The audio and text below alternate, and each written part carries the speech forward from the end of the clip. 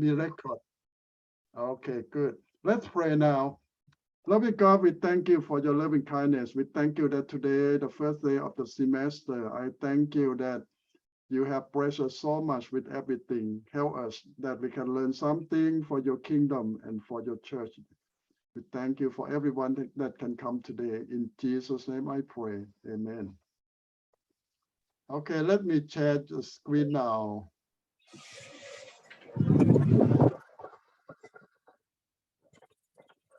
Okay.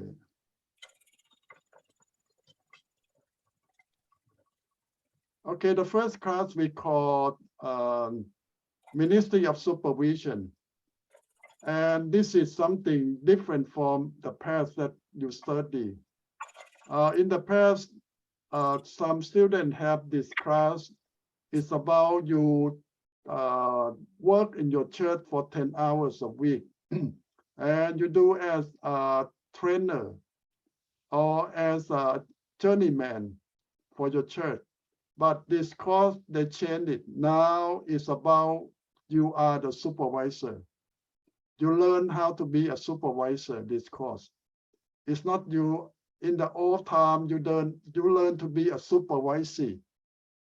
You learn to practice how to work in the church, like Bible teaching, or do Sunday school, or practice to be assistant pastor or anything. But this course train you to be supervisor. So the goal of this course is they expect you to be a pastor of the church or a mission. And you are the one who's going to be supervisor. You're going to train volunteer or your team how to serve with you. So now this course aims as you are a supervisor. So you learn how to be supervisor. This is about this course. So it's different from the past. In the past, we learn how to be supervising. So what they expect from you? They expect that you understand what is supervisor is and how to lead your team. And you will know what is the best way to teach, to train, and to lead your team to work together. How to solve the problem, how to understand the need, and how to bring them to your goal. So this is about what you're going to learn in this course. So they will want you to know about different model in ministry of supervision as a supervisor, and many style in different ministry. So you see that the church just one of the style. Someone not working at a church, but you working as different ministry for the church. So you need to know how to supervise people who work with you in different situations. You will know what kind of tool you need to have, what kind of role that you should do, and the dynamic of supervising people, and how to respond, how to get feedback, and all kind of things. So, by the way, to say that this course teach you how to be a good boss.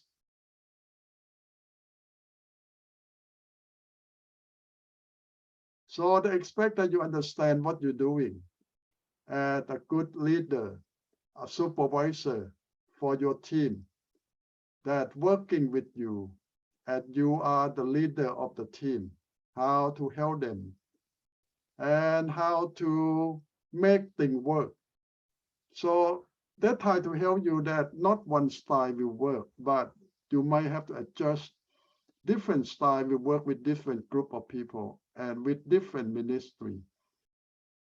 And it doesn't mean that if you are a manager of a company, you can automatically be a supervisor in church.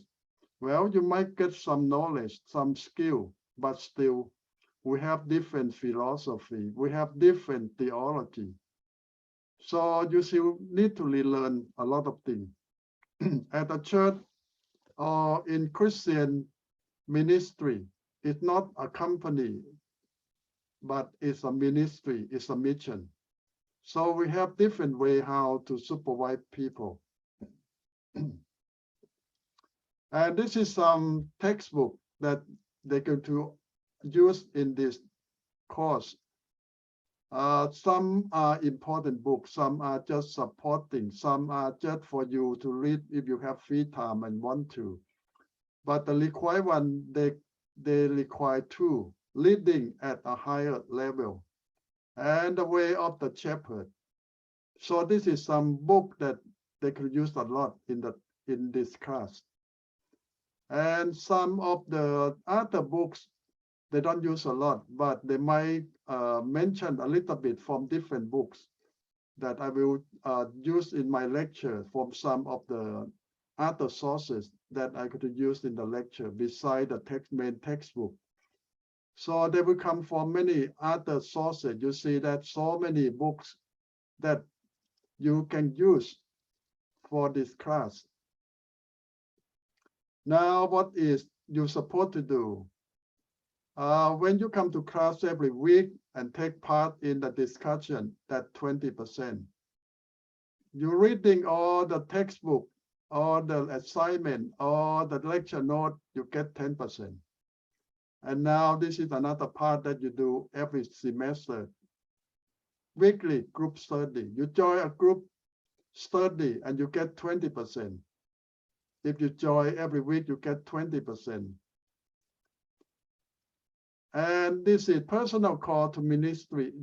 This is just how you feel that what God called you to do. It's just like an essay about yourself, what God going to use you.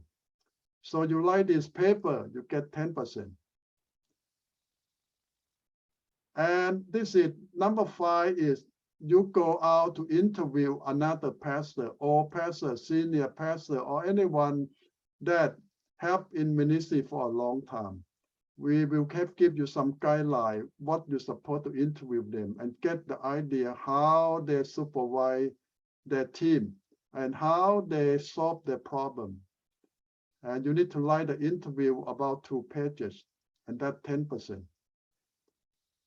And this assessment is about to find out about yourself. You go on online, they have a form, and I can show you some questions that they could ask you. You do that to find out about yourself, your personality, and how you react to different situations. This is just to know about yourself. If you do that test, you get 10%. And this is another 10% is you plan about the way of shepherd. This is another textbook, but you need to write something about your future plan, what kind of work you plan to do. For example, you want to start a new church, and you need to write a plan of 2 pages, how you could start it, how you could run it with your team. This is the dream church, 10%. And reflection paper, it's just about what you learned in class. 1 page, just 1 page. What you have learned for the whole semester, at the end, you get 10%. So the total with 100%. And all these things, 8 requirement, negotiable, mean that we can talk about it. If you want to replace some requirement with another project, I will talk with you. So it's possible. Or you want to combine something, well, that's workable. So we will talk about this. You might not need to do everything, but you want to do something bigger project. So they can replace a lot of things. And this is the weekly schedule that we're going to do. Each week we're learning something new. And here is the textbook that we're going to use mainly about chapter 1, chapter 2, or something. Normally they use 2 textbooks every week. 1 chapter from each one, or 2 chapters from each one. Okay, so far you have any question about this class? And another 3 pages is about other books that you can use, but you don't need to. The textbook alone is already a lot. Okay, if you have any question about the schedule or requirement or textbook of this class, I will send you my lecture note on week 1 and week 2, section 1, section 2, or 3, sometime next week. So you can have some time to read them in advance. And some people ask me that, do you need to buy textbook? Well, I think that for me, it's optional. If you're going to read them, yes, you should buy them. But if you're not going to read them, I don't think you should buy them. It's a waste of money and just become junk in your house. My lecture note will cover most of the textbook and the topic we're going to talk. And I will share my note to you in advance, so you have the chance to read my lecture note before I start each week. So that will help you. Okay, more question or concern about the class?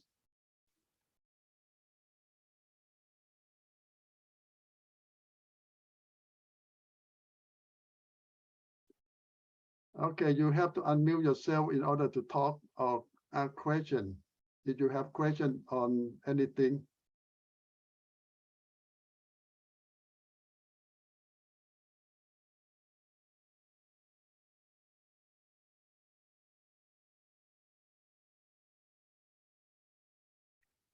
Okay, if you don't have anything, I will go ahead on section 1.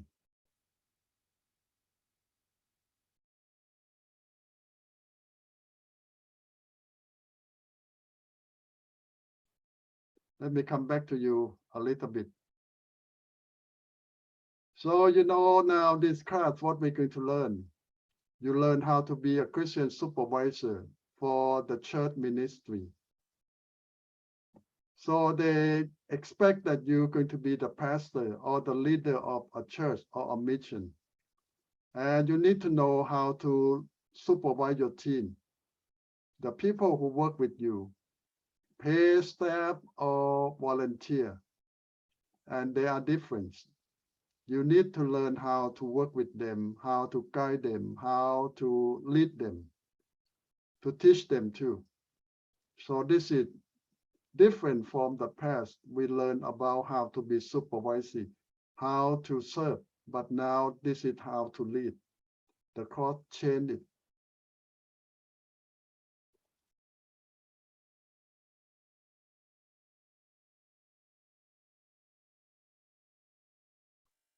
Okay, let me share section 1.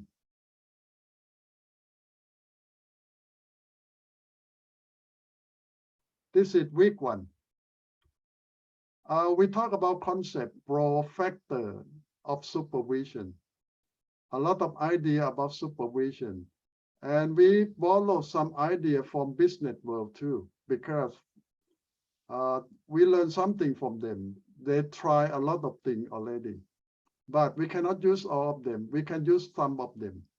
And I say that because the goal of business and the goal of the church or ministry are so different.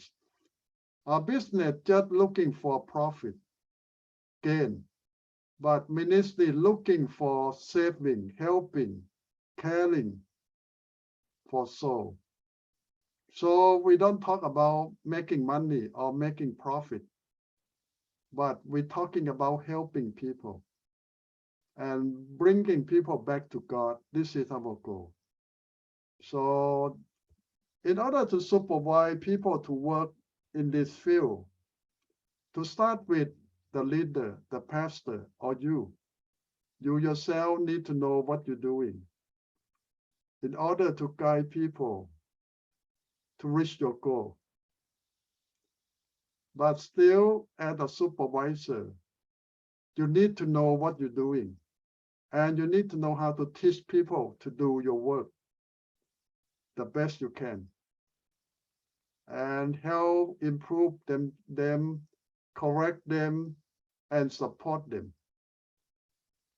So supervisor in Christian ministry does not mean that you're going to evaluate people in order to fire them or to promote them. No.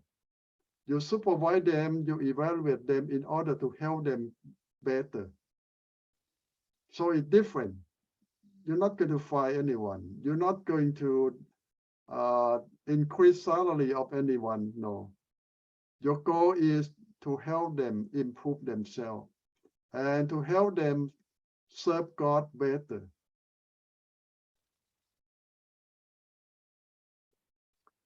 So you see that in order to be successful, you yourself need to know what is your vision, what is your mission statement of your church very well.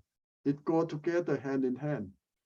You're going to supervise people so they will help you reach your vision and your goal. So your mission statement need to be clear, and you and your people need to see that vision clearly all the time.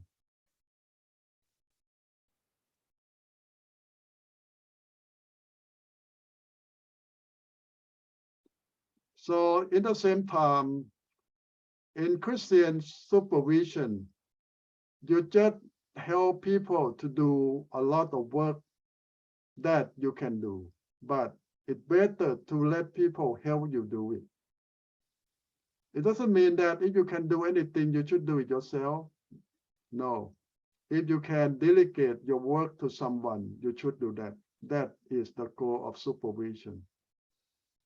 You help people to do your work, and more people can tell you even more. That's the whole goal of supervision. So your main job is to assign. People not know what they should do. So you assign them a certain task or job or role in your church. You are the one who assigning who do what. So everyone know their part. Motivating mean that you tell them what to do now. You need to motivate them to want to do it at their best all the time. Sometimes people get tired or discouraged or fearful, but you need to help them move on. Discipline, or sometimes we don't talk about punishment, but with the Bible use the word discipline, mean that sometimes people make mistake. You need to help them correct that mistake. So we use the word discipline in the Bible to help them correct the mistake and accept the mistake. You know that a lot of time in most business, people don't accept the mistake. They fight and they blame everyone else. But in Christian ministry, we all need to learn to accept mistake. We all do mistake from time to time. But discipline will help us, so we won't make the same mistake again all the time. Staffing. Now you are the one who find more people to work with you.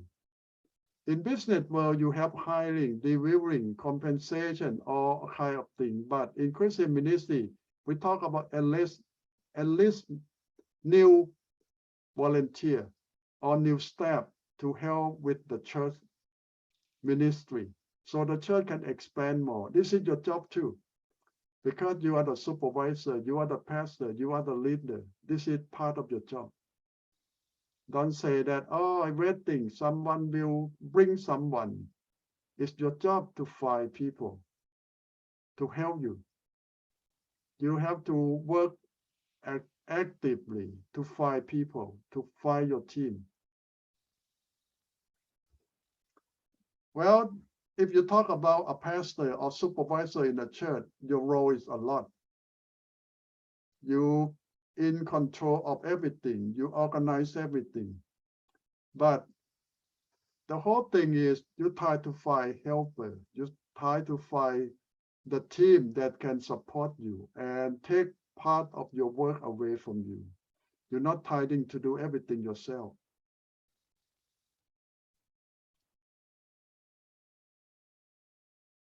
Now, this is sum up. What is your job? You are the quality control of the work. You are the one who make incentive for the environment, mean that make the job, make everyone happy to work and make the job feel comfortable for everyone. Even some job is not easy, but make them feel that way will help.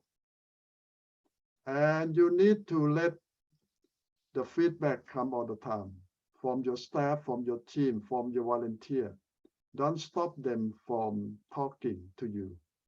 Open to them and let them open up to you. And it's always a good idea to make guidelines for everyone. What kind of job they're supposed to do, time frame. Tell them that they're supposed to finish that thing in a certain time period, or what they can change or not.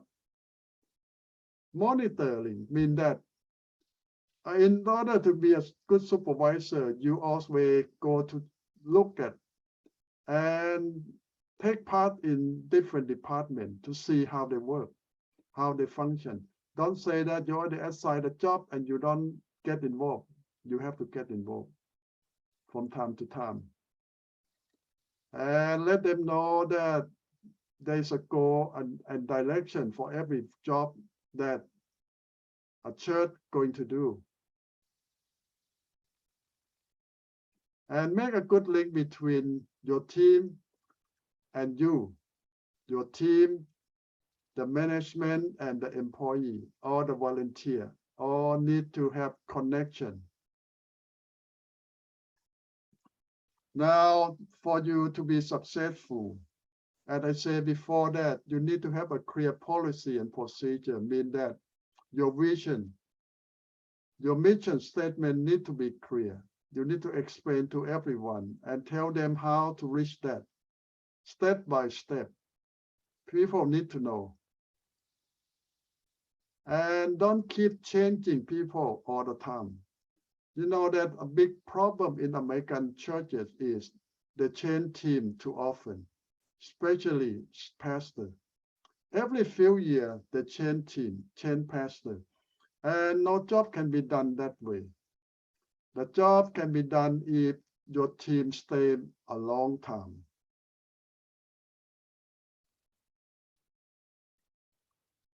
No control, no isolation.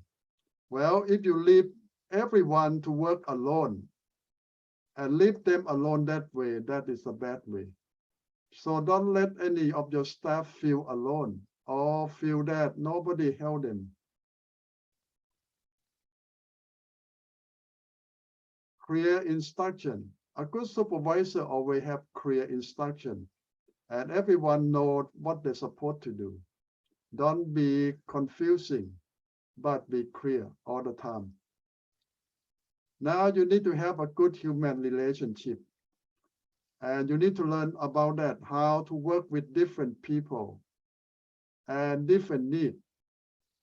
You cannot be just one style and fit all because it's not going to work, especially at church when you work with all kind of volunteer. So you need to know how to work with different people.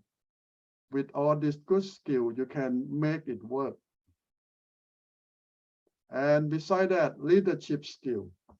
People need to respect you and see you as a leader. And they can see that because you have the skill to do that job. If all the people see that you don't have the skill, you cannot do the job, you cannot lead them. So now you have big problem. So you yourself need to learn how to be a leader too, a good supervisor. Now you need to know all the work. Even you cannot do everything yourself, but you need to know how it works. So you can teach other people how to do it. Now, number 8, we talk about communication skill. You need to know how to talk, how to explain, how to communicate with different people. Yes, you cannot speak all the languages, but you can get help. But make people feel that you communicate with them openly all the time. Number 9, they say that the good thing is impartiality, mean that you always fair, you always don't take side, you always available and equally treat everyone equally all the time. So this is important, especially in church, in Christian ministry. Don't let people see that you take side or you're not fair. And working condition. Well, you see a lot of people that work with you are volunteer. And they need to feel that they are welcome and they treat well too. Even they don't get paid. They still need to feel that you fair to them, you treat them well, and all the working condition is good for everyone. Now, let's see some more about supervision process that we can come back to talk more about it. I will stop here a little bit for your reflection. I know I go fast for today. We don't have all the time.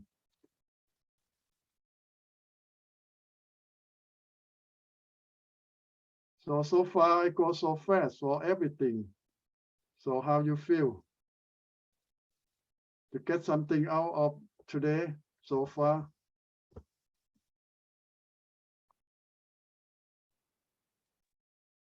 Yes, Ajahn. Yes, I did. Okay. I did learn. I mean, I did something new. Well, I know that you are supervisor too. I am not a supervisor. I am a manager of the whole building. So Okay. yeah, but I did learn something new from here, though, Ajahn. Thank you. Yeah. If you have the skill of manager or supervisor from work, you already see a lot of picture. Yes. Mm-hmm. But in the same time, when I say that at a church or Christian ministry, we have different philosophy and theology. Yes. That is the guideline and the most important thing.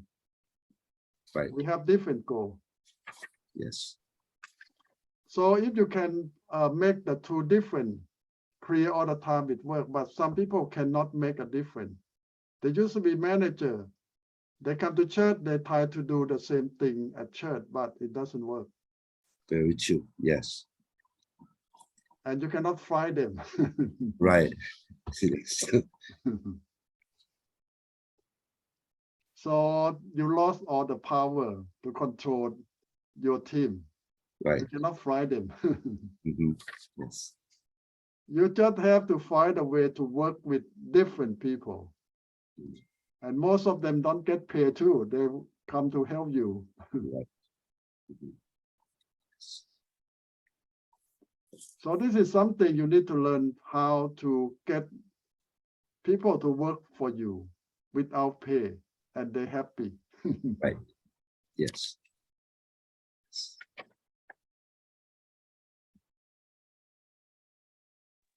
Pastor Savannah, I have a question. Yeah, sorry. What about when a pastor, like, you are volunteer, you want to serve the Lord, but there's no connection with the pastor? I mean, it's not because you don't like the pastor. It's just like it's not connection, like no human connection. Like the pastor just doesn't have, and it's not that I don't like the pastor. I love the pastors, but the pastors doesn't have that human connection. They don't know how to deal. They're not skilled to deal with people. They like always put in a they always protect themselves. So that's a problem. I know some pastors know how to teach, how to preach, but They don't know how to work with people. Yeah, that exactly. They great pastors. They're very equipped. They're very anointed. They're very disciplined. They're great because the Lord made them for a purpose. They're serving their purpose. But when it comes to deal with people, they have no skills. They don't know how to connect. And on top of that, they always protect themselves. And it's really hard. Yeah, so you see that a lot of time we say that some of the pastors not supposed to be pastor, but they're supposed to be teacher. You see that a lot of professors in seminary have that problem. They know everything, they know a lot, they can teach a lot, but they cannot deal with students. Yeah, exactly. Because the pastor has what he teach. He's a teacher, but he will never learn. I mean, like, you cannot have interactions. When he's teaching, you cannot interrupt it and you cannot ask questions. It's hard. But okay, thank you, Pastor Seven. You're welcome.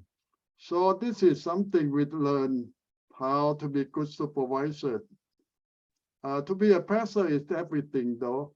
A lot of people think that the pastor is just someone who know a lot, know how to teach, how to preach.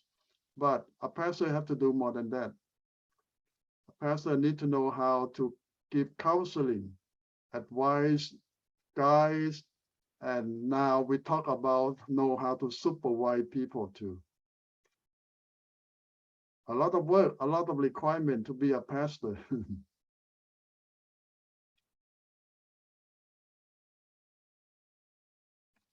But in some big churches, you might have some other help. For example, some big churches just want the pastor who know a lot, can teach, can preach very well.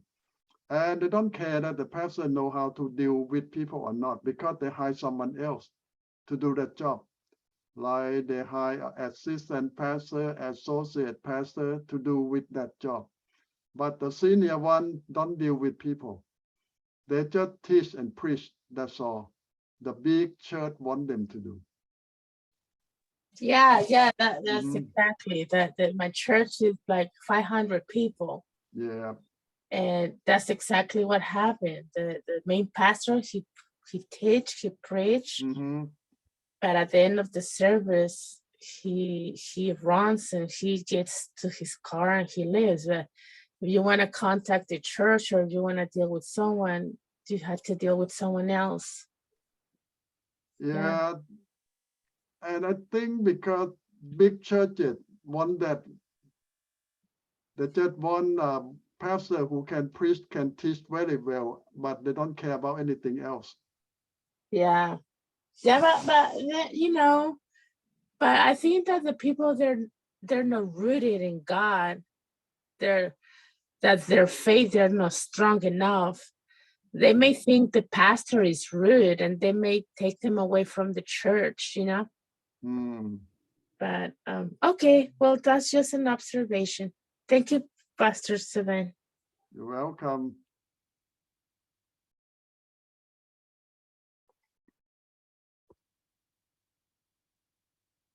Any one of you have any other question before we go back to finish the note?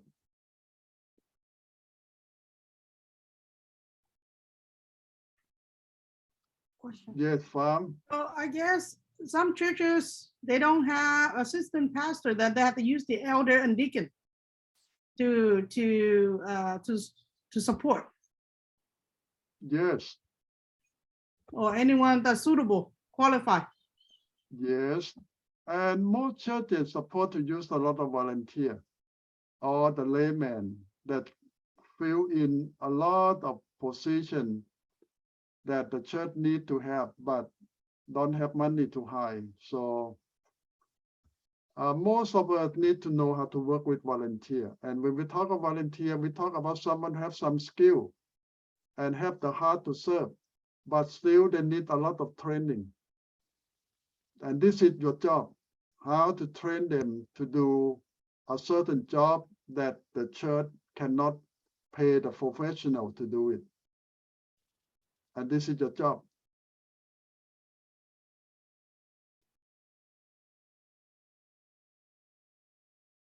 So you see that you need a lot of skill in order to be a good supervisor in church or good trainer to help people to serve their role the best they can. In small churches, they expect the pastor to do this job, but they say that some big churches, the pastor don't do this thing. They hire someone else to do this job.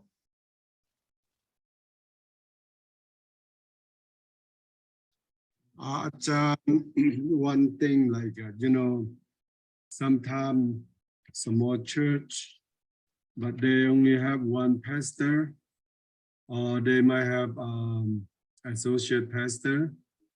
Sometimes, associate pastor go out all the time, but they got paid. Every time they go conference, do something, but the church have to pay for someone to substitute. Is that the way we should do? Because 1-2 months he or she take off one time, 1-2 months take off one time, do a private thing, and then the church have to pay for it. The church, most churches will allow the pastor to have vacation, and also they have they call sabbatical. What the difference between vacation and sabbatical? Vacation is just like our work that you do. After you work for a certain time, you have 4-week vacation. That means you take a rest for your with your family. But sabbatical is different thing. It's the time that the church gives the pastor to leave so they can study or learning new things. And that can be every year, maybe a week, 2 weeks, or 3 weeks, or sometime every 6 years. It comes from the idea from the Bible. Every 6 year, the 7th year, they call sabbatical year. That big church can do that, but most churches cannot offer the pastor that much. But they still can offer the pastor like a week or 2 weeks. They call sabbatical time for the pastor to go to learn something or study something. Got it, thank you. And another question, for example, we do have a pastor, and then sometime when we have something like a revival, do something inside the church, if she or he taking that position, but we still have to pay for her time. Is that the right way to do it or no? Because every time we need to pay for it, but she have a salary or he have salary. It depends on different church. Some churches look at that is part of the work, so they don't pay extra. But some churches feel that the pastor need to work extra in order to do the revival or something more preparation. That different churches look at different way. Okay. So some churches just invite someone else to do that thing. Okay, thank you, John. You're welcome.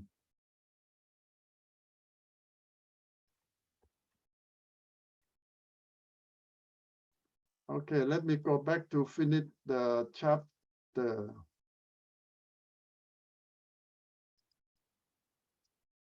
Okay, in order to be a good supervisor, we talk about you are the one who select your team, the one who work with you, You select someone that best for the position or for the job, and then you monitor them, mean that you help them to work, to learn, to correct them, and help them improve themselves. So you need to monitor them well.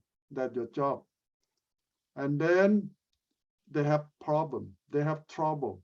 You need to help them solve the problem. Because you know every work, you're supposed to know everything, you're supposed to help them solve their problem. Sometimes it's personal problem, sometimes it's a team problem, sometimes it's other problem. You need to help them solve the problem. That's your job. Correcting. And we always say that sometimes people make mistake, and you need to ready to help them correct the mistake. Don't wait too long or don't overlook it, because it will be serious problem later on.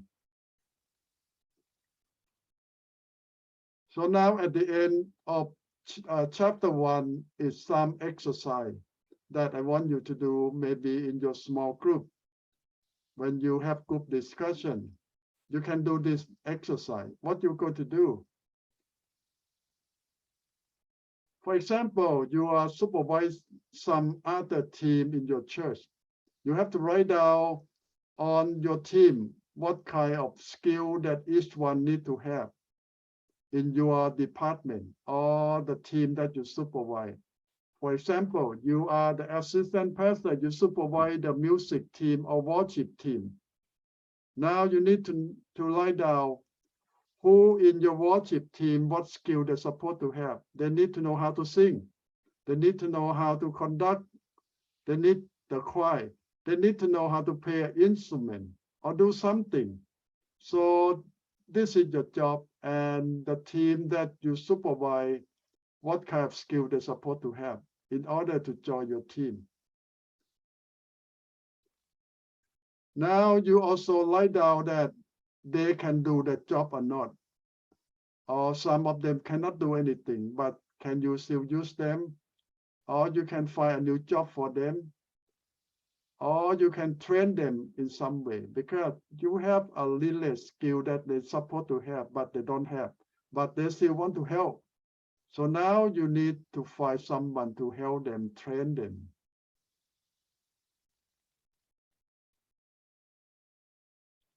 Now, list the work that too difficult. You don't think that your team can do it, or the church demand too much, and you need to change the recommendation that we cannot do a certain thing. For example, you lead the worship team, and the church want your team to do a lot of concert or do a lot of special music, and you feel that they cannot do it, and they don't have enough time to do it. So you need to negotiate with the church on some work that too much to handle.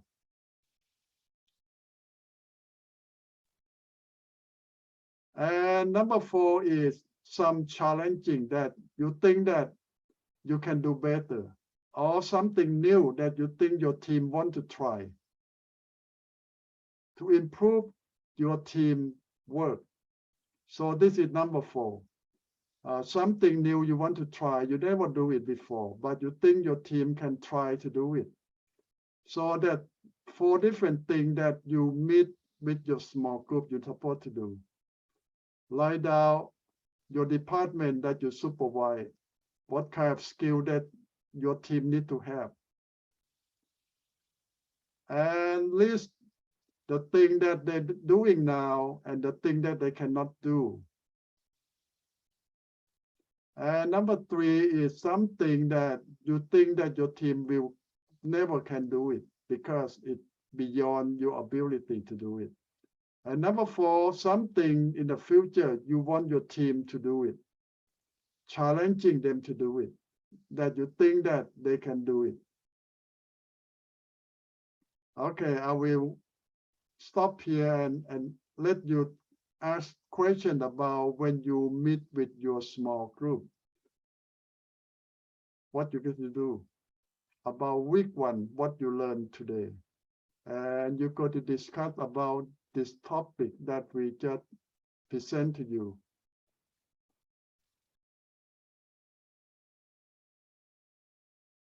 I think this version, I just finished it today and I have to resend it to you so you can have this version. So you can use it in your small group when you talk about this week.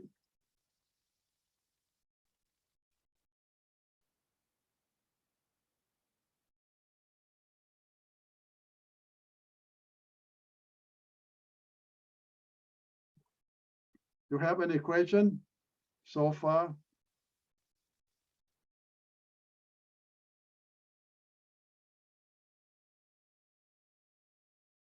You have any comment? อาจารย์ I pick up one about the number 3 about the troubleshooting. Troubleshooting, if we suppose to have a team to do the troubleshooting inside our group, like elder sometime, and when we do troubleshooting to find out something is not right, we need to fix it, and then how should we do? So that's like an example. Let me bring example, like sometimes the pastor, I'm not talking about my church, okay, this is only an example. For example, if sometimes people have an idea but they're doing things wrong, but we already troubleshooting, we found that we need to fix it, we need to correct it, and then but sometimes the pastor don't see, and then pretending just let go. For example, people teaching the Bible, if they do good, sometimes they do bad, but pastor don't see it, and then we found a problem. So what should we do? What should we correct? Well, you talk with the pastor. Yes, absolutely, yes. And why he do nothing? That's why I said, so he's the pastor, for example, and then we already troubleshooting. We found that we should let him to, do something, to say something, but he didn't do nothing. He have any reason for not doing nothing? For the reason, because he said maybe he let them do it, whatever they want to try, let them try it. Sometimes I don't think so. That is a good idea. So I think your team should have some power to make decision. So that the negotiation that you need to talk with the pastor, if your department, your team supposed to have some authority to decide.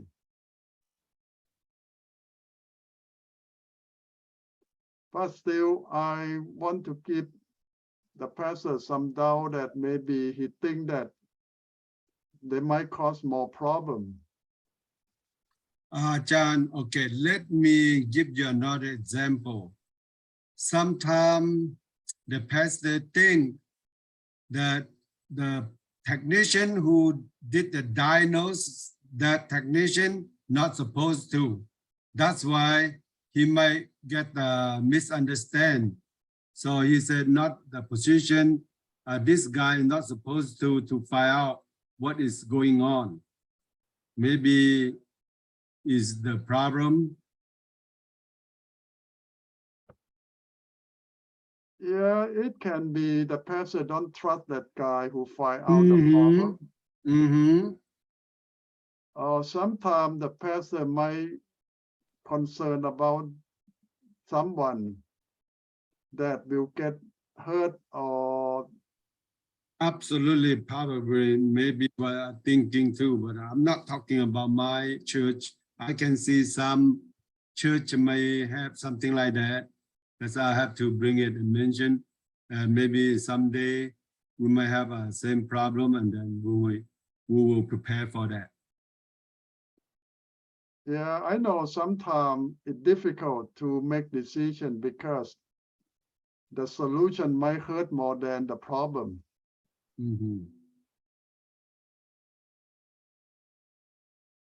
Okay, thank you, John. You're welcome.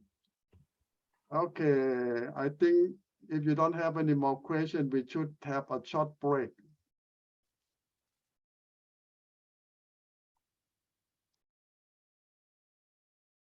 Okay.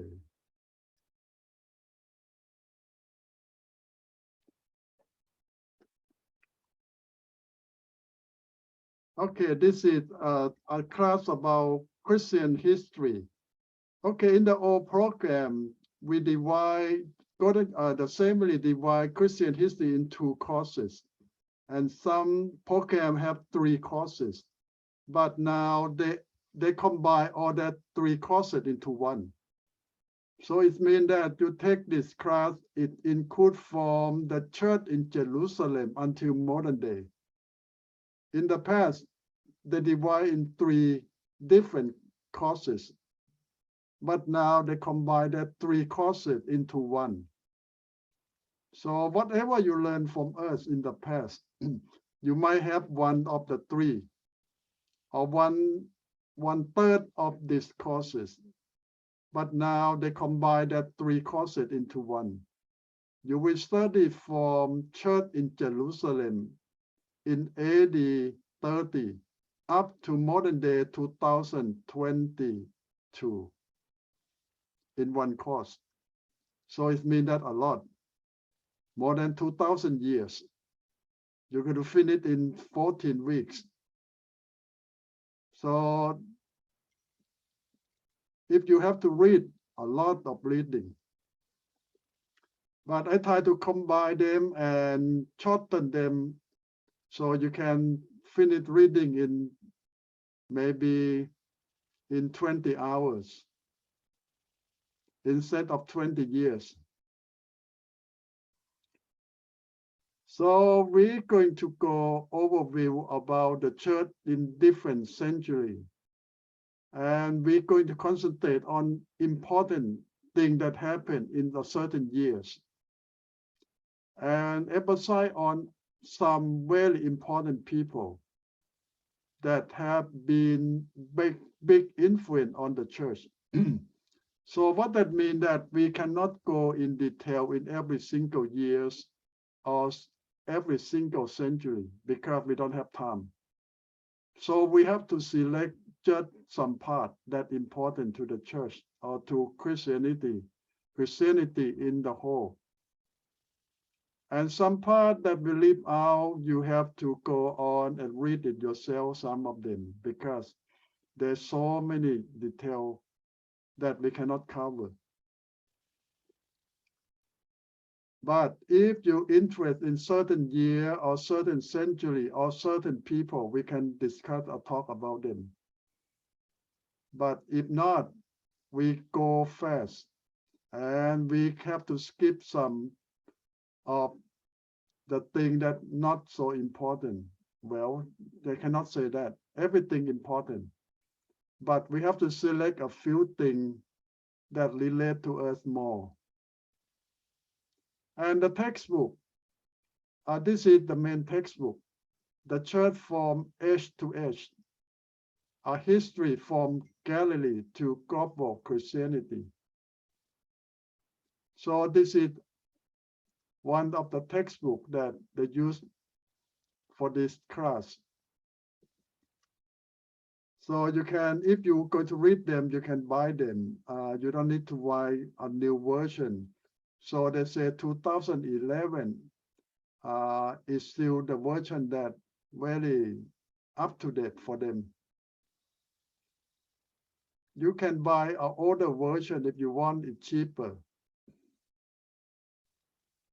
And some other books that you may use, like they suggest some Augustine Confession or Anselm of Canterbury. This is some of his major work that he write, but you don't need to buy them. You just buy, if you want to buy just one textbook, that's good enough. But if you don't want to buy it, I say, if you're not going to read them, don't buy them. You read the lecture note, might be enough. It covers most of the things that important already. Okay, that is your choice. And many other books that they think that if you want to read, the library have them. You can go to the library of the seminary and borrow them. Or some of them have in regular library too. And some of them have online. You can read them online too. And the formula of the grading is similar to the first class. You come to class, you take part in everything. For the whole semester, you get 20%. You're reading the note, the textbook, you get 15%. And you join the weekly group study, you get another 20%. And historical outline, this is some paper. You do an outline of everything we learn. You don't need to put all the detail. And you get 15%. And a big one here. This is a research paper.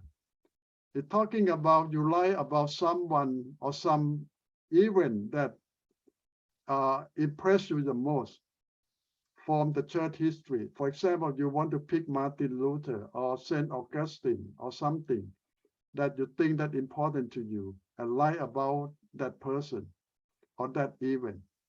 Or you want to write about Christianity in Laos or Christianity amongst the men, that also important to you. You can do that project and get 30%. And you should start early, because don't wait until the last day, because you cannot do it. If you get some idea, you can start the project, get information, and start the draft. I can help you with the draft if you already start early. It's going to take you quite a few weeks to get idea, to make the draft, and to fill in all the detail. And it can be a good project for you to learn how to do a good paperwork. Okay, this is big project. And it means 30% of all the grade come from. If you want a good grade, you have to do a good job on this one. And they get some idea here, paper structure. And they advise you how to do it. The outline here, historical biography, 2-3 pages. Legacy and influence, 1 page. For example, you pick up Martin Luther, you talk about his history, his background, 2-3 pages. And then what he's teaching impact the church the most, 1 page. And today, how we still think about that person, his teaching, how it still impacted modern day churches. So it just maybe 5 pages, that's all. So it means that it's not a lot, but you need to put the important part in that 5 pages. And here is some name that they name it. All the important people in the church history, you see that 100 of them.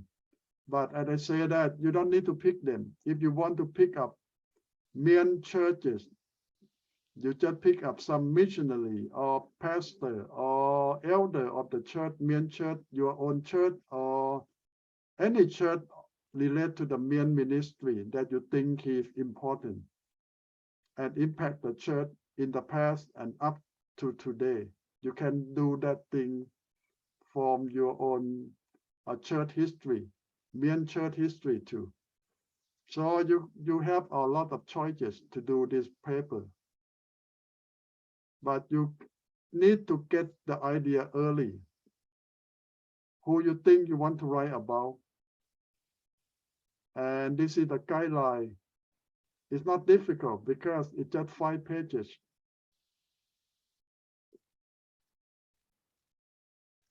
You know that short paper is more difficult to write than long paper. Do you believe me? It's like to preach a short sermon is more difficult than to preach a long sermon. Why it happened that way? Because the long sermon, you have a lot of time to go around and come back. But short sermon, you need to go straight to the point. And with all the information in a short few minutes, that's more difficult. And I found out that a lot of people who preach a short sermon and nothing in there because it not even finished the introduction. But a good short sermon is you have introduction, the body, conclusion, everything in that few minutes. And all the important point too. So short not always mean the best, but you need to do the good job to make it short and good too. Now the grading is the same formula. If you want an A, you need to make almost perfect work, 94 to 100. A minus 90 to 93. But I'm more generous than the guideline though. So you might get an A even you don't make 94 if you work hard. I give extra point for you a lot of other work. So you might get, some of you might get more than 100% in the end. Possible.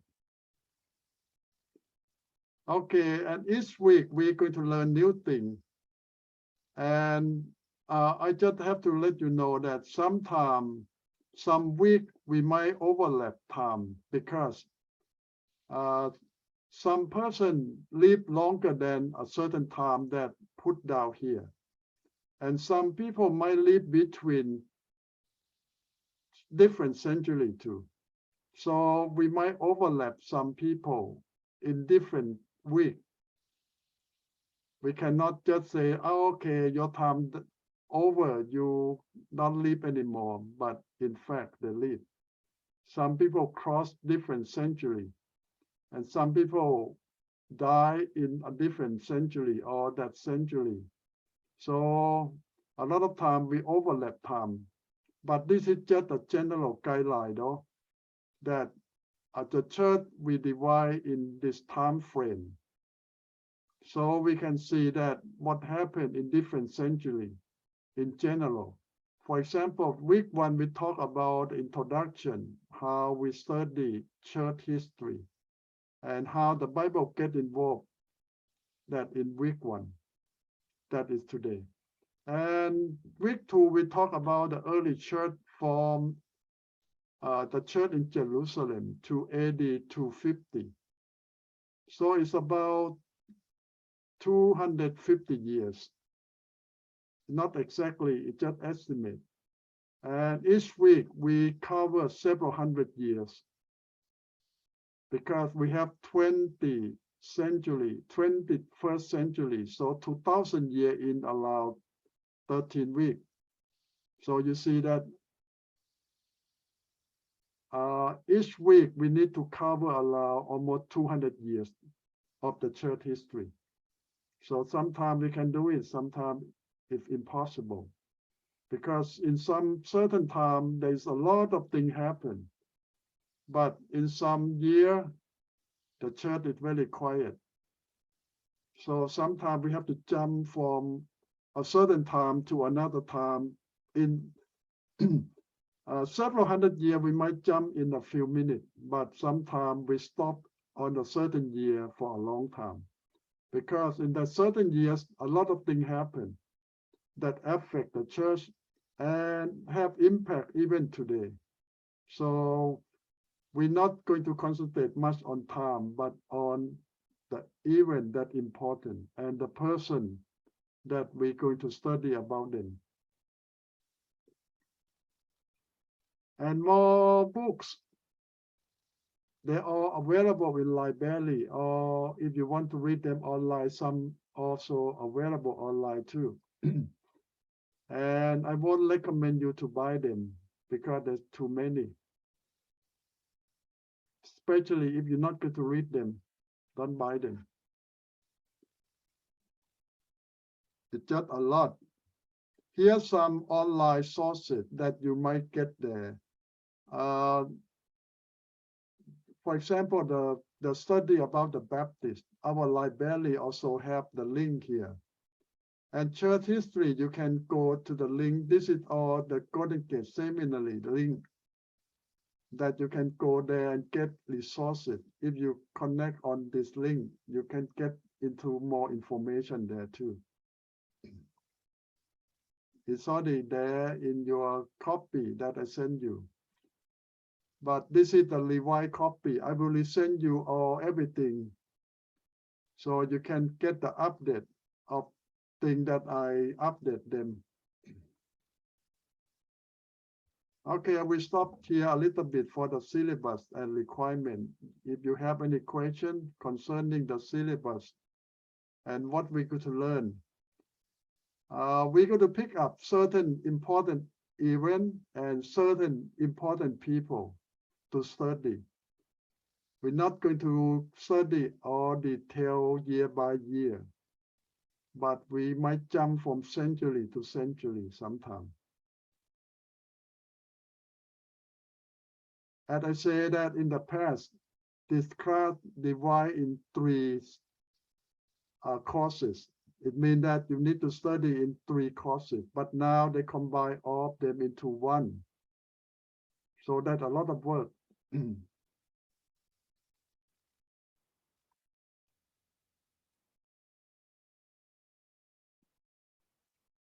Okay.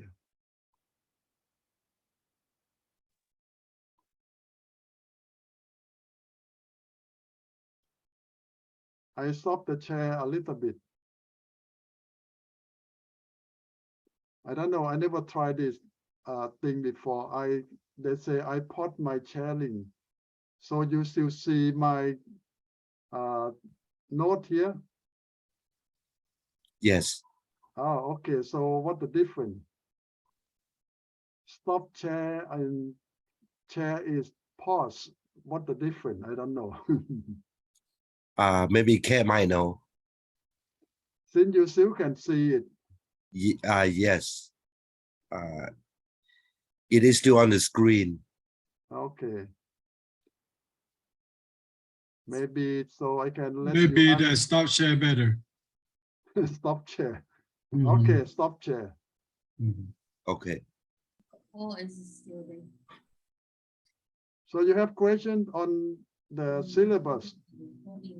I do, Ajahn. You already stopped sharing, but number 5, research paper, Yes. historical, biography.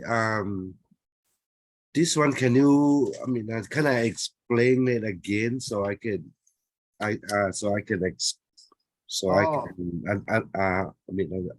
understand more? It's just about the history of the person you pick.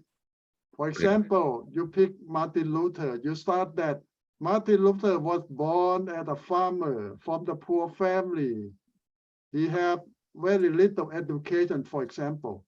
And then he worked hard and he grew up and go to college and anything. This is mean his background of the person. Okay.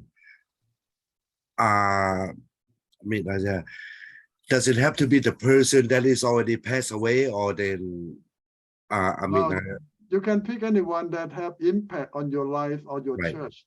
I see. Okay. Got it. So that, for example, I say that you can pick up a Mian person or a missionary to the Mian people or Mian church. Right. If you think that important to you. Right. Okay. Got it, Ajahn. Thank you. Got it. You're welcome. But the idea is you need to start early. Think about someone or something. Yeah.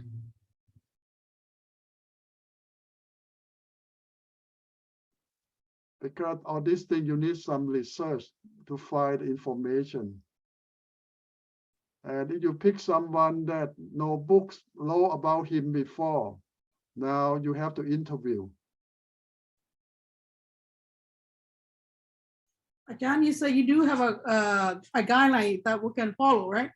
a form or something that we can use? Yeah, in the syllabus already have some guideline. You see that they say that 2 or 3 pages on the background of the person, and 1 page on his impact, his teaching, or what important thing he have done in his time. And the last page is about today. The impact still here today or not. So that's a simple guideline. 3 sections of your paper. First is background. Second section is about his impact in his time.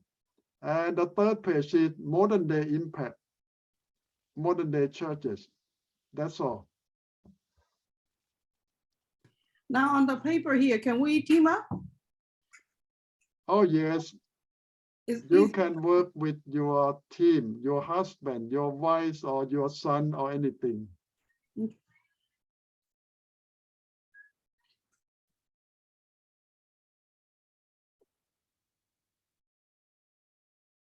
I always say that if you marry, your spouse can be your team. You can present me just 1 paper. You work together. Thank you, Ajahn, for that. Yeah. Pastor Saban, what about if you're not married yet?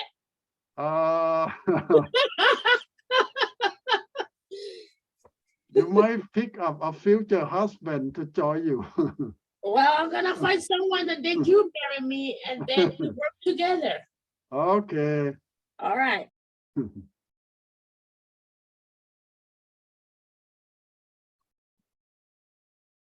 But you can pick someone you call good friend to work with you at a team too. Okay.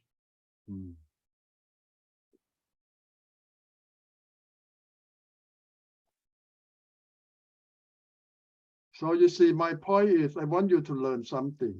Whatever help you learn is okay.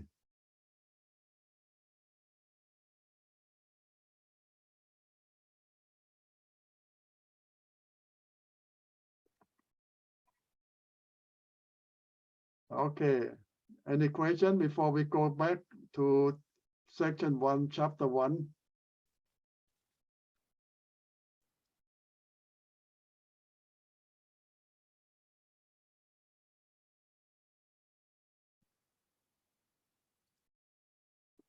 Okay. Section 1, history of the Bible. As a Christian church, we need to know about the Bible too, because the big impact of the church history is the Bible. It's the history of the Bible. So you say that why talk about the Bible? The Bible always there, but you know that the complete Bible that we have is not in this form until we went through a lot. A lot of things happened throughout history. You know that the whole Bible that we have today is not complete in the 1st century. It's scattered around everywhere. And the whole Bible that we have today complete is many 100 years after that. I don't mean that the Bible just been written, but it's scattered around. It's not combined into one big Bible that we have. For example, all the letter of Paul, letter of Peter and John is already there since the 1st century, but it's not combined into the New Testament yet. It just scattered around everywhere throughout the early church. But it takes several 100 years after that for the scholar or the church leader to put all the Bible together at New Testament. The Old Testament already done before Jesus' time, about 400-500 years before Jesus' time, the Old Testament already finished. But the Old Testament of the Jew and the Old Testament of Christian is not the same too. The Jew have more book than what we have. And we're going to talk more why Christians have less book in the Old Testament than the Jew. because when we have the scholar study the Old Testament and we decide that some is not as authoritative or have God sanctioned as the Bible, the Jew add a lot more into the Old Testament in that Bible, like the tradition of the elder and the teaching of culture in there. And Christian later on found out that that is not exactly from God. Like you remember when Jesus fight with the Pharisee quote a lot of tradition, culture of the elder. And they treat that thing equal to the words of God. But Jesus said, no, they are not. They are just the tradition of the elder. They're just the culture that the Jewish people collected for a long time. They are not the words of God. So when Christians take the Jewish Old Testament to study, and we find out that a lot of them is not the words of God. It's just words of man. Yes, they are scholars, they are good men, but they're still not the words of God.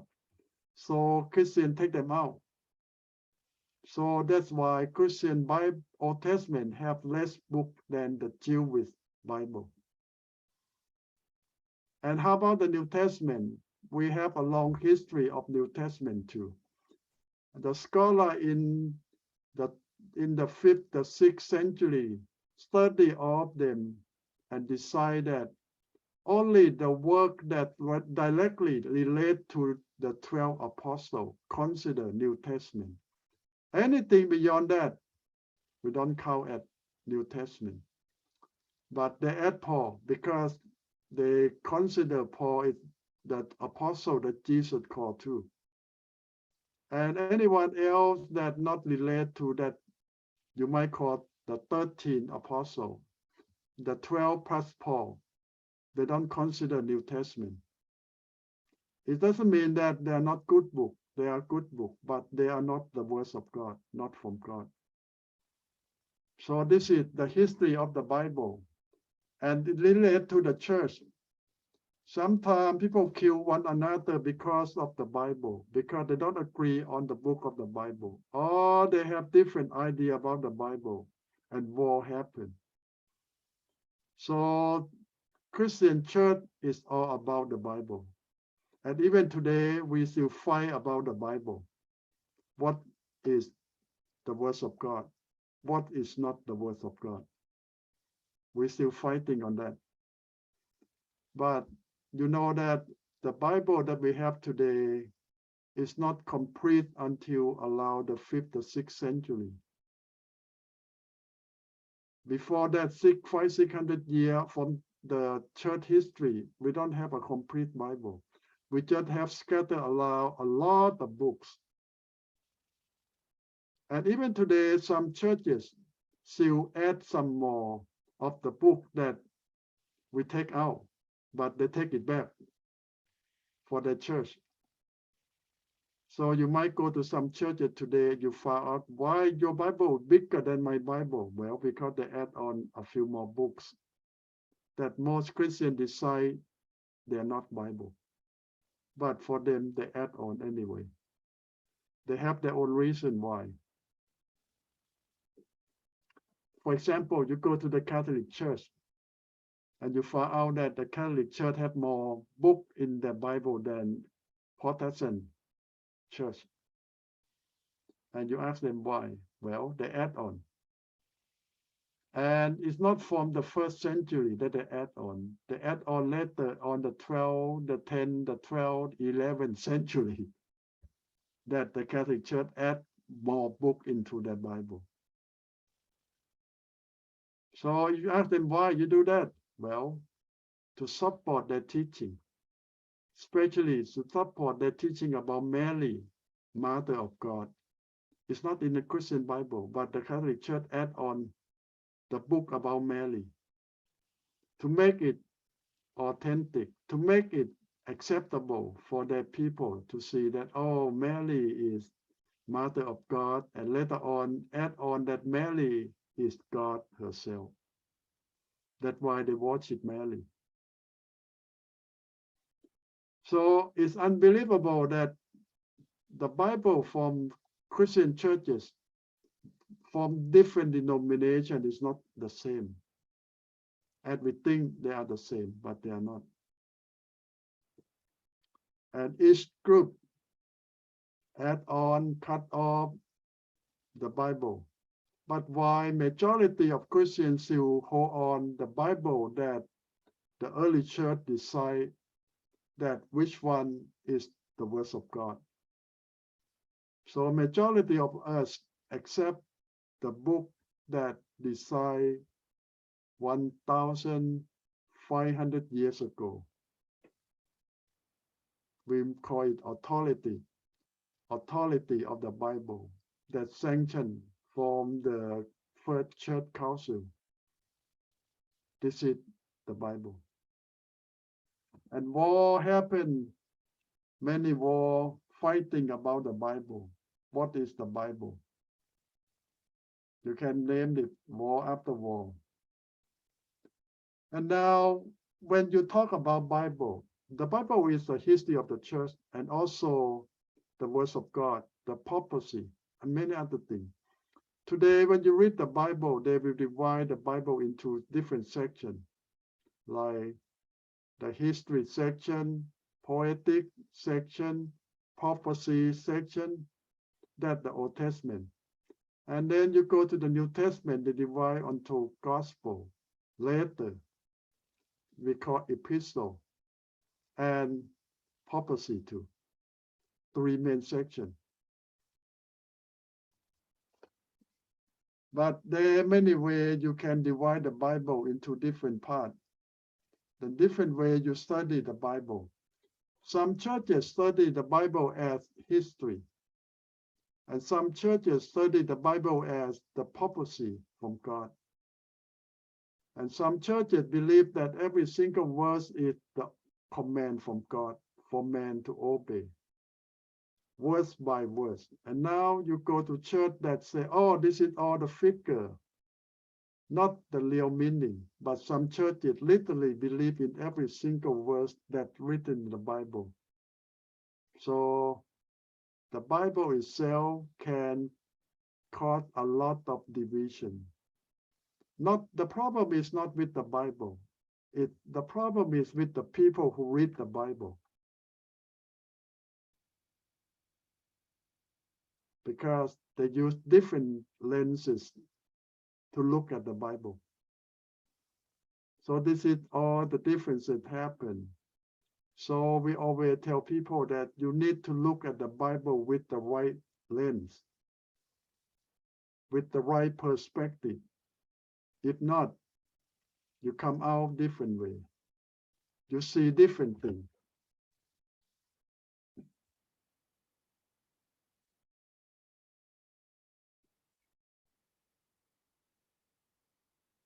Now we come to the point of we divide the church history. We talk about 2,000 year thing, but as I say that you cannot talk about year 1, year 2, year 3, because you need to mention 2,000 times.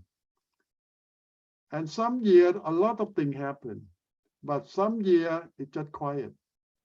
The church keep go on quietly, nothing happen, nobody born, nobody died, no war, nothing happened. But in some year, a lot of important people born, or a lot of important people die, or big war happened.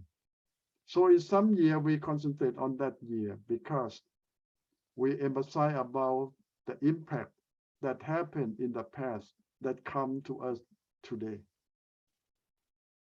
So we just want to study about history for the sake of history. But we study so we can know what happened and what impact they have on us in the past, in the present, and in the future. So that's our goal.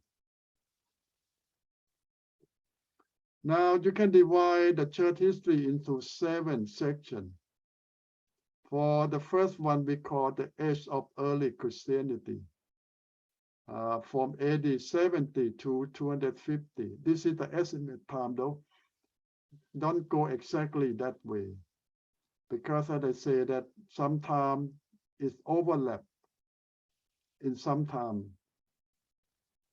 Nobody can specify that this thing happened or this thing end at a certain year. We don't know. We just estimate the time. And things maybe go on, but it go quiet, underground sometimes. And this is the time that we start with the church in Jerusalem. And the early church grows so fast from Jerusalem, go all over Judea, Samaria, and then go to all over the world, especially go to the Mediterranean, Europe, to the Greek, to the Roman. And some group that come up that we're going to mention some more later on, Gnostics, Marcionianism, Montanism. This is the false teaching that happened in the church in those early days. Why we mention about them? Because their teaching not dead with them, but it still go on today. It still pop up everywhere. The idea of teaching still alive. Even we think that dead 2,000 years ago, but the idea is still there. And you will see that why we have to go back to mention about them, because even today, churches, the idea is still there. Even the founder dead 2,000 years ago, but the idea, the impact still with the church even today. So we could mention about them some. The second period that we talk about the Christian church is, we talk about Christian empire. Why? Because at this time, the Roman became Christian. And the first period, the Roman is against the church. The Roman against Christianity. They killed Christian, millions of Christians in the early age. But in the second section, they became Christian themselves. Start with Constantine. Saw a vision. Constantine is the first Roman emperor who became Christian. But before that, he just one of the prince of the small country. The Roman is not an empire yet. It's just a small, many small city with their own king. And they fight among each other to have the bigger land, bigger control. And Constantine do the same thing. And he never successful. He cannot win over every city, but have a dream one day that he go to war with the cross. His flag is the cross instead of his symbol. He used the cross on his flag, and he won. So when he get up, he changed all the symbol on all his flag, his army, to be the cross, and he won. And not just one battle, he won all of the battle. He combined all the city and make the empire successful. And he decided this is from God, Christian God, not the Roman God. So he converted to Christianity. And when the emperor became Christian, overnight the whole empire became Christian. Now you can guess. Before this time, all the Christian are underground, illegal. But now Christian legal, and the whole empire, several million people join the church in one day. Now you can guess that most of them don't know what they're doing. They just join to satisfy the emperor, and they don't know what they're doing. They call themselves the next day Christian, but without knowing anything.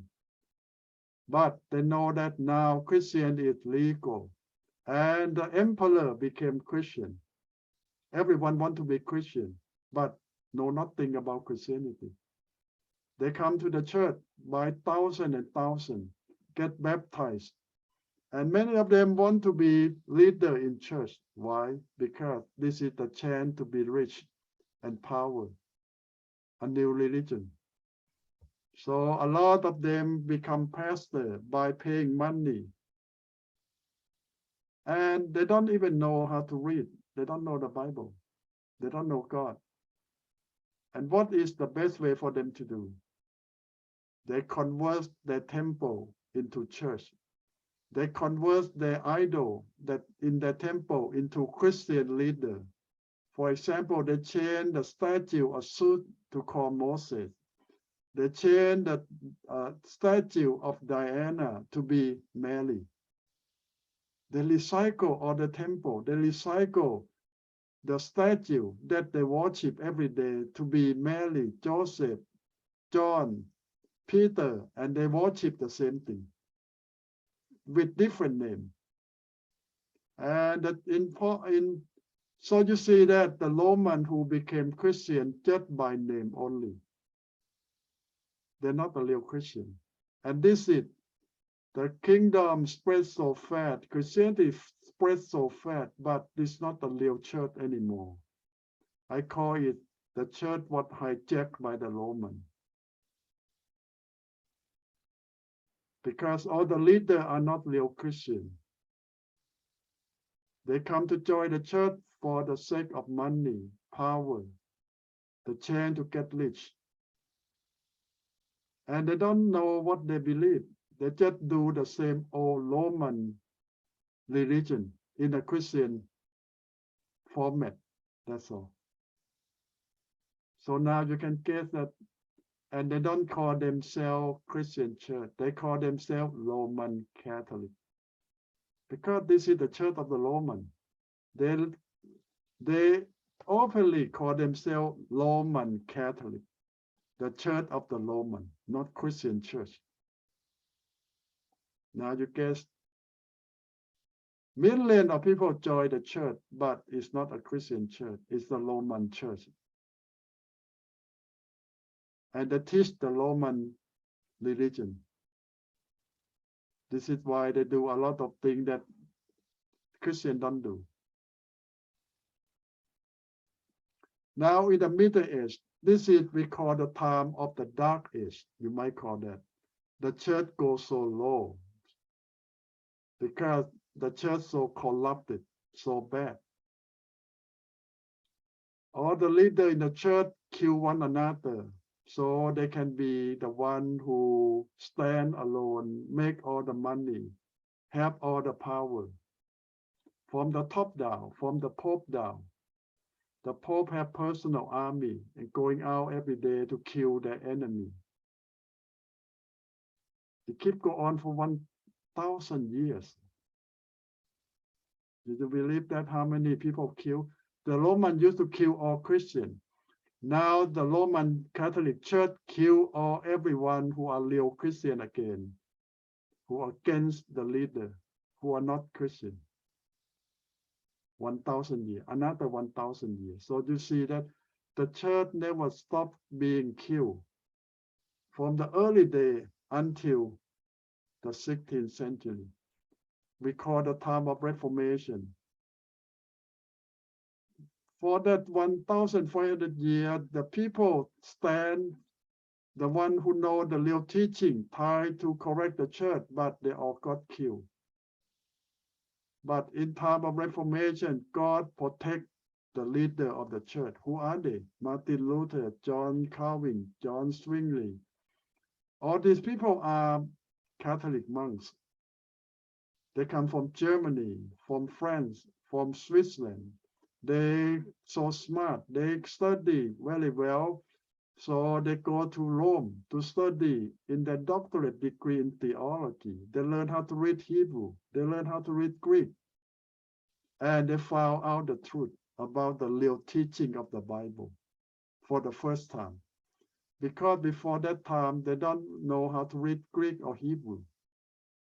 They just read whatever the Pope, the church sent them. And now, because they study for the doctorate degree in Rome, they study Greek and Hebrew. So they can read the real Bible for the first time in their life. Now, what they found?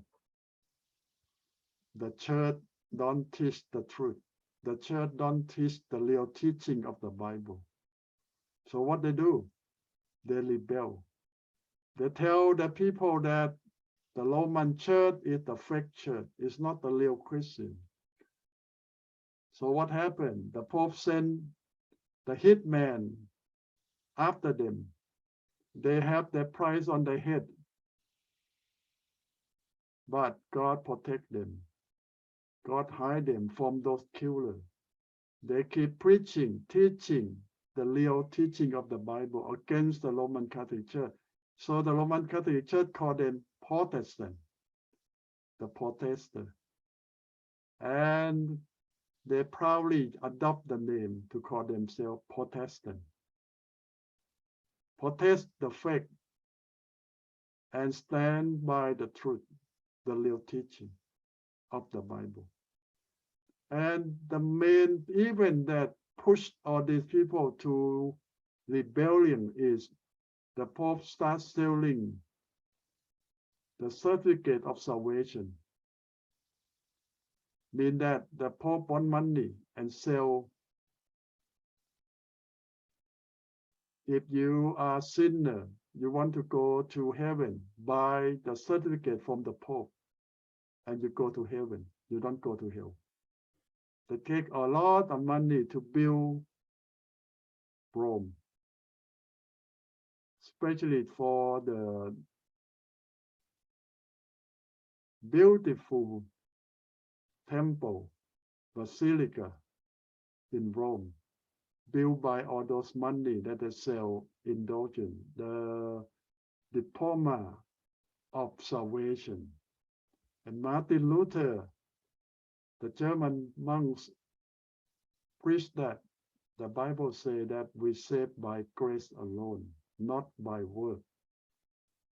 So this is the time of rebel, and the real church come back.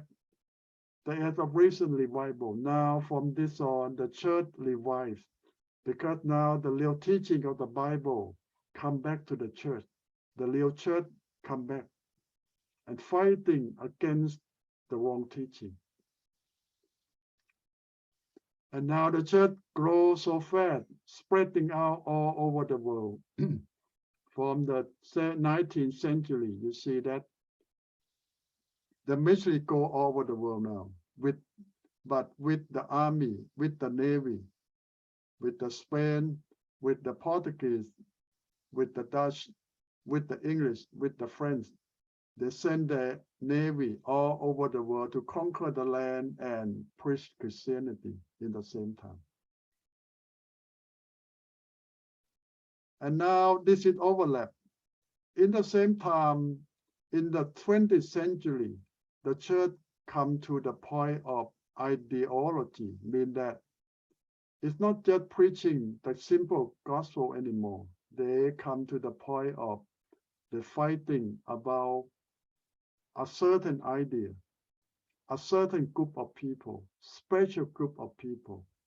And when they concentrate on certain idea, now a lot of weird group happen in the church.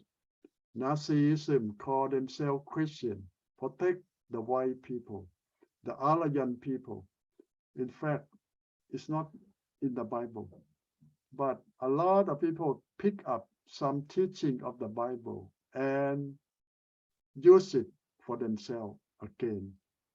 So now in the same time, the church expanding, preaching the gospel, some group in the church start going back again. So you might call this is the work of Satan, destroying the church. It go very strong in the 20th century. It start before World War I and keep going on until today. So this is how we divide the church in 7 sections. The 2000 years of the church history that we're going to go back and spend several weeks from each period. Like the early church, we're going to spend around 2 weeks at least on what happened, the foundation of the church. That how the church survive and grow even under the persecution of the Roman Empire. You see that the church started with 12 apostles and expand to several thousand on Pentecostal day. And then from that 3,000, it expand to 10 of thousand, 100 of thousand, and even million in that 200 years. How they spread so fast. And the believer pay the price of their belief with their life. And they still stand firm. How they do it. So we're going to concentrate on that early church for several weeks, because this is a strong foundation we need to build on.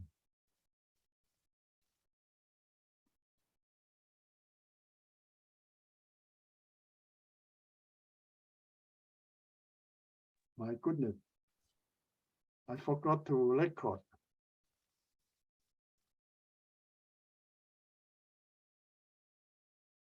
I think you did, Ajahn. Did I? It's just recording on the top. Let me see. Oh, good job. Yes, you are recording. Yeah, I Okay, think so good. too. I don't want to repeat myself again. Thank you, God. Thank you.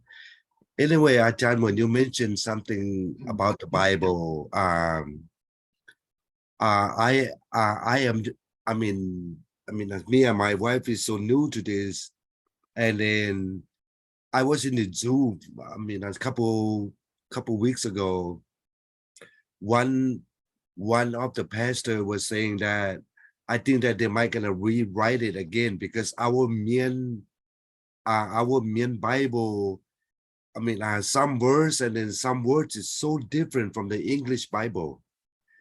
So then when I read through the Mien Bible, then I want to know more. So that I read on the the English Bible, and it tells me different. So I think that so what I understand is this Mien Bible was has written just I think that it's just a little bit over 10 years.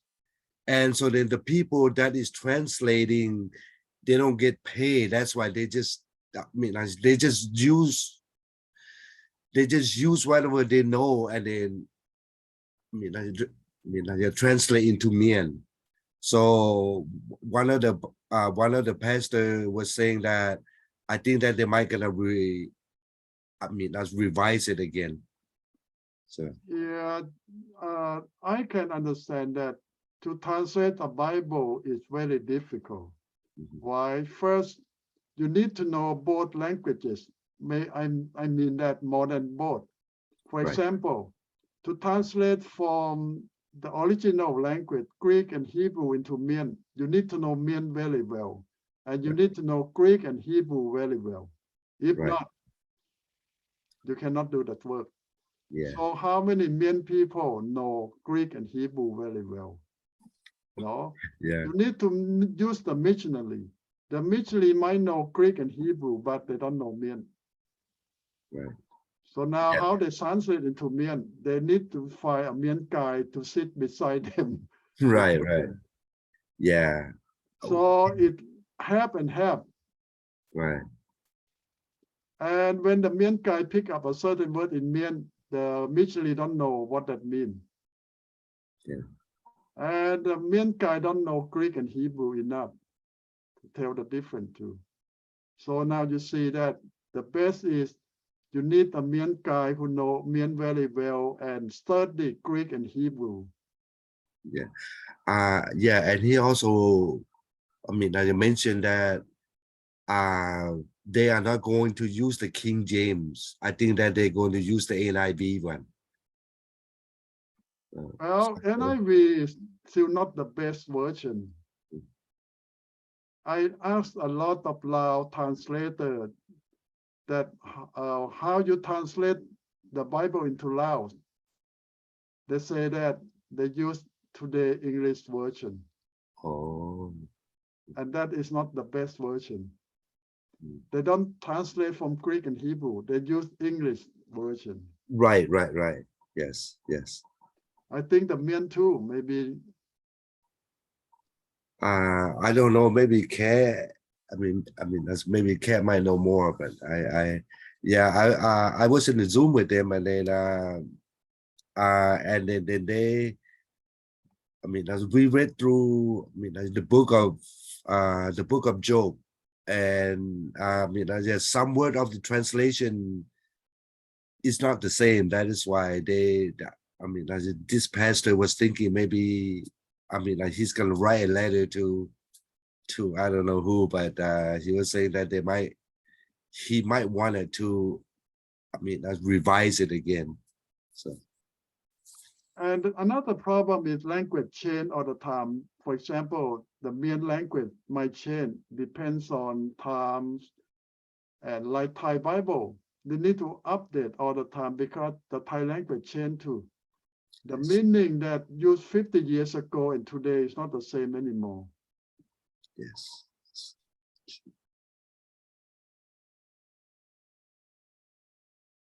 So sometimes it's the best 50 years ago, but no more, not today.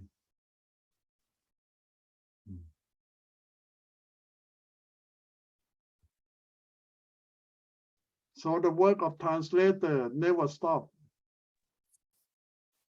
Yes.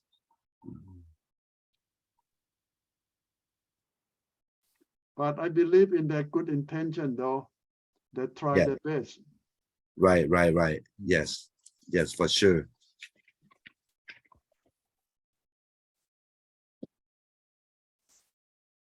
Well, one day some of you might get involved in the translation. It is, yeah, I think it is all of it on the this God's work. Yeah, it's a big responsibility. Yes. It's the To work of me, God.